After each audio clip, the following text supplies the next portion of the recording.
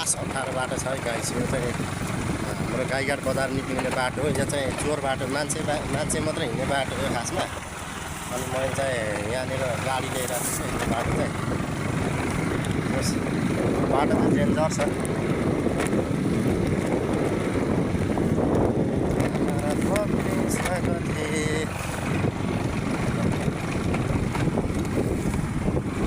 यस्तो छ है बाटो, अप्ठ्यारो छ, अप्ठ्यारो।